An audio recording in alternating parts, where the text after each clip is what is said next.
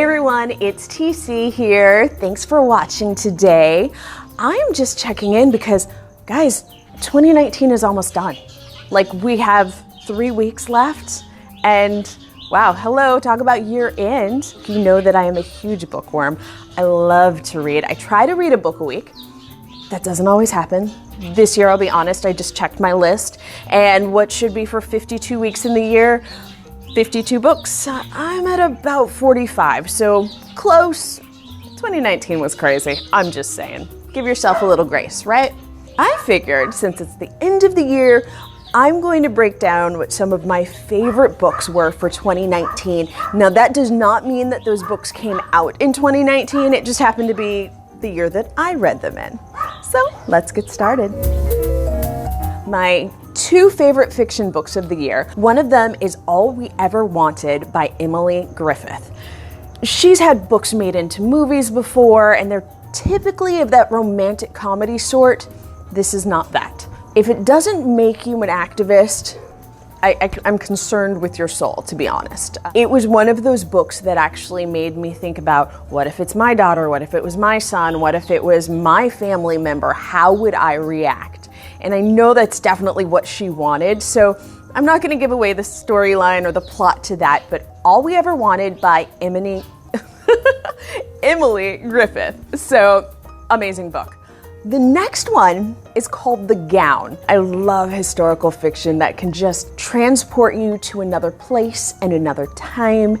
And The Gown is actually about the making of Princess Elizabeth, now Queen Elizabeth II's, wedding dress. It's a fictionalized account about people who actually helped make the dress. And of course, making the dress was totally top secret, because with any wedding, royal or not, what do you want to see? You want to see the wedding dress. So All We Ever Wanted by Emily Griffith and The Gown by Jennifer Robson. Those are my 2 fiction picks for 2019. My favorite nonfiction book of the year goes to someone who you probably don't think of as an author. You probably think of him either as a rapper or as an actor, and that's Common. He wrote this beautiful book called Let Love Have the Last Word. It is dreamy and beautiful and just such a great read. It's written like prose. I go back and forth between Kindle books and paper books and audiobooks, and this is one that I 100% recommend you get in audiobook form. He's an actor, he's a rapper, he's used to using his voice, and the way he tells his own story, it is dreamy. Not as dreamy as he is. Common. But I would definitely recommend Let Love Have the Last Word by Common in an audiobook form.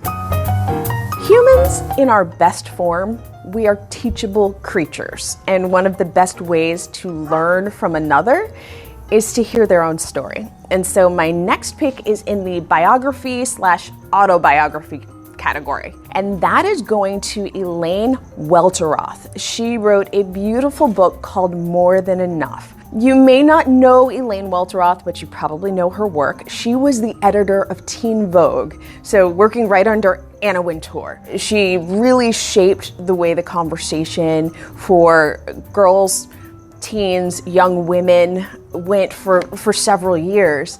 And for all of you in Northern California, guys, she's a Sac State grad, Sacramento State University. She talks about her life as someone who grew up with an African-American mother and a Caucasian father. Her father was an alcoholic, but not the mean kind. So it's really interesting how we justify things when you don't feel like you're being abused, but you're still seeing something that you know isn't quite right. And how she rose through the ranks in writing and publishing and now is doing her own thing. It is very inspiring. I'm recommending in the biography, autobiography category, More Than Enough by Elaine Welteroth. One of the best ways to walk out your faith is to read about others. And so for Christian book category, I have 2 books this year. They are both written by women, and I couldn't pick. I really could not pick. They're both so good.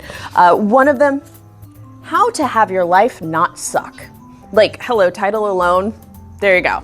It is written by Bianca Juarez Althoff. She is a dynamic preacher, actually in Orange County, California. She talks in such a way that you feel like you're hearing from a big sister. And this whole book takes you through the book of Ruth in the Bible and how you can take some of those lessons from Ruth and Naomi and apply them to your own life.